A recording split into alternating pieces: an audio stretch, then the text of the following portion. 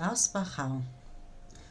Давснаас татгалзах эсвэл давсыг их хэмжээгээр хэрэглэснээр хаван үүсдэг.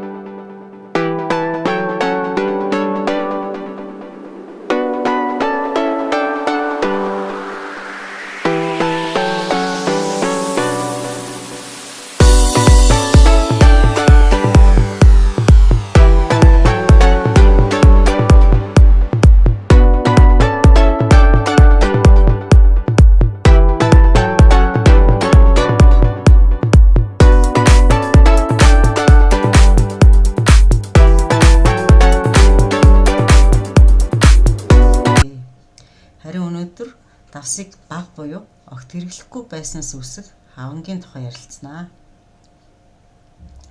Бидний гар хөдөлж байна, хөл хөдөлж байна, нүд ирмэж байна, хөдөлж байна. Ер нь бол хөдөлгөөн хийж байна гэсэн юу гэсэн үг вэ гэхлээр бидний биеийн бүх хөдөлгөөнүүд маань тархинаас өгч байгаа цахилгаан импульс буюу тархинаас мэдрэлийн судсуудаар дамжуулан өгч байгаа дохиотой холбоотой.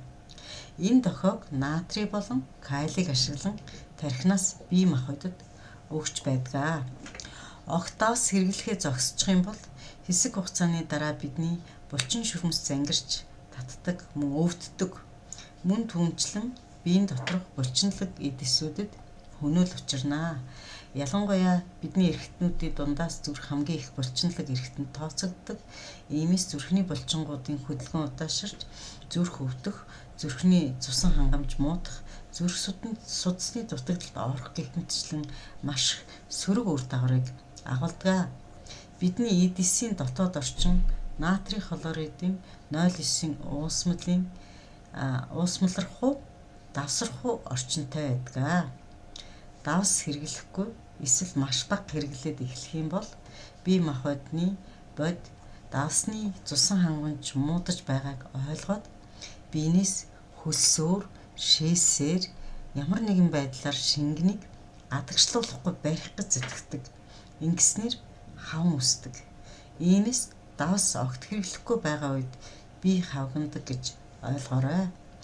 Давс удаан хугацаагаар хэрэглэхгүй үед биеинд хэсүүд өөрийнхөө гадаргаараа усыг нэвчүүлэхгүй барьснаар биед хаван үүснэ. Учир нь эсийн дотор талд одоохондоо давстай орчин байна.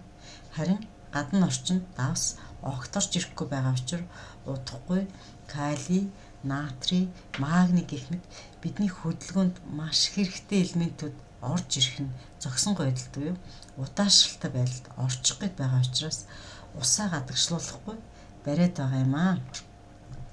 Энд эс өөрөө томорч усаа гадагшлуулж алдахгүй барьж байх гэж томроод байхад байдаг байна шүү дээ. Эс томорч байна гэдэг чинь бид хаваа үсгэнэ шүү дээ. Ингээд л эс усаа бариад байгаа учраас хүний бид хаван үсээд байна. За хаван олон янз бий гэж хэлсэн.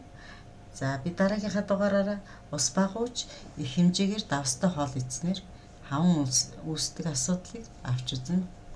Анхаарал тавьсанд баярлалаа. За миний хичээл таалагдсан бол лайк, таалагдаагүй бол дизлайк, олон хүнд энэ мэдлэг тус болоосоо гэж хүсэж байл шеэр хийж түгээнэ үү.